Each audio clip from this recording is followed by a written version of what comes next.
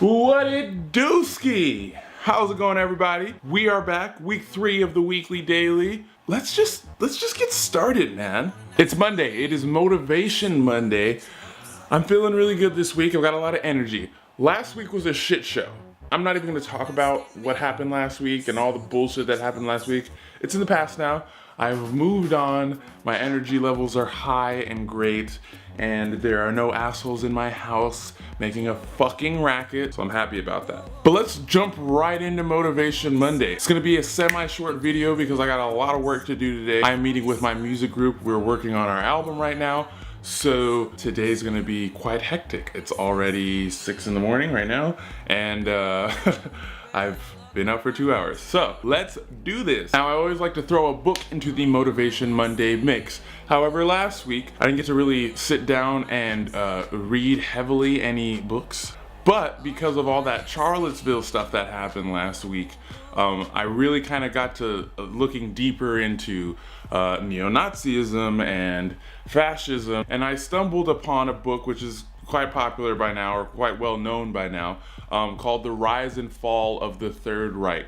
Now, this is not wholly applicable to our current situation in America, obviously, but it is extremely fascinating to read about the early beginnings of Nazi Germany.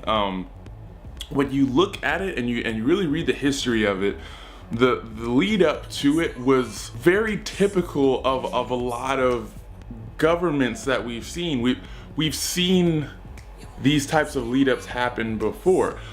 Political unrest, post-war stress on the economy and on society. Now, some people don't even really know this, but Hitler was not actually the elected president of Germany. He was a chancellor under the president at the time, Hindenburg, the guy who they named the Hindenburg after. But that guy died, and when he died, Hitler took his spot.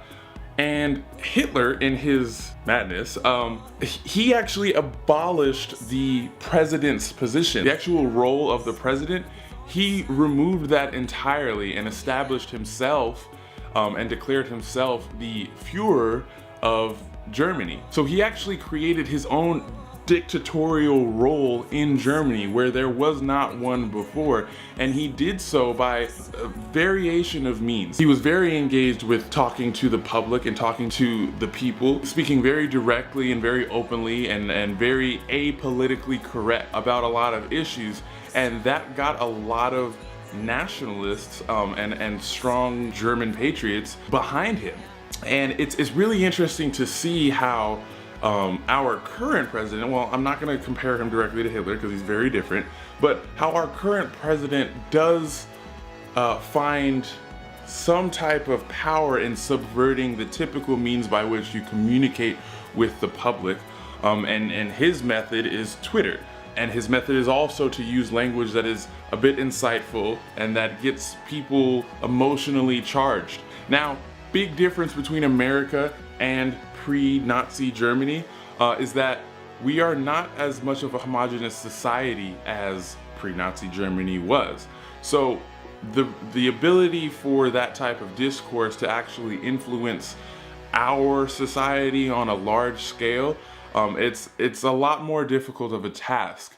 Another thing that the book gets into, which is also a really interesting part, is sympathizers.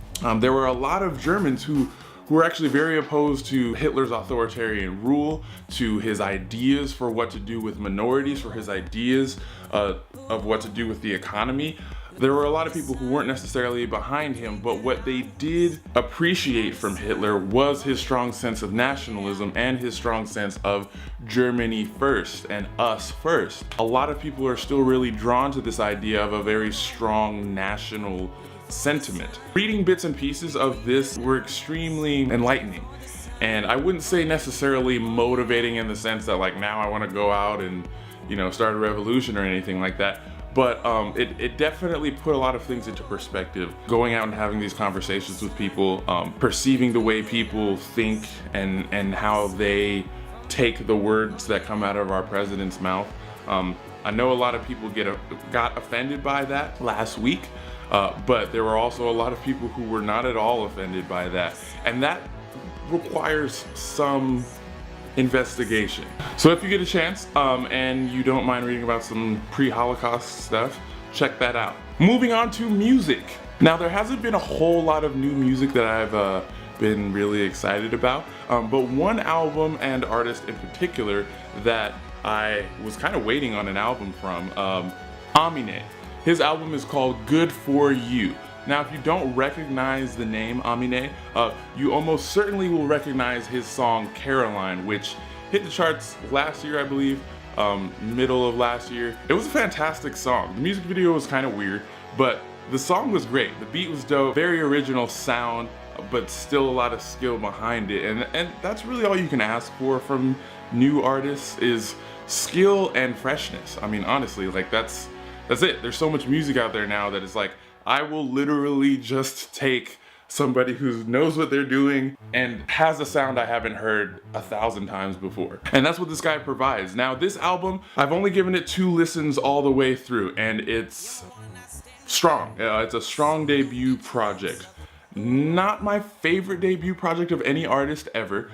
He's got a couple songs on there that are really catchy that I like a lot, but you can tell that he's in the early stages of his art making, and that's fine. I actually kind of like to hear some flaw in music and some naivete, so to speak, in the way somebody expresses their art. So definitely worth the listen. Give it a shot if you have not already. And that brings us to our visual entertainment portion. Now, I just watched a movie that has been out for I think a couple months now. It's called Shot Caller. I actually saw the preview for this movie in my gym, which is hilarious because I kept seeing the preview like fucking every fucking day.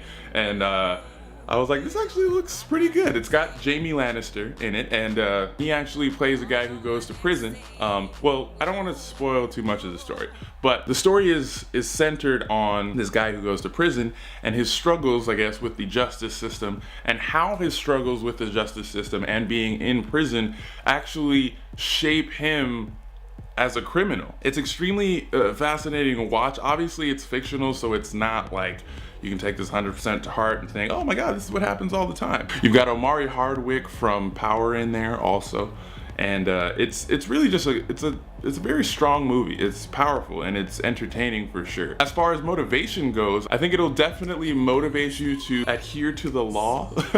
So definitely check out that movie, you guys, because it's one of those ones that can easily fall into the depths of the many movies that have come out this year.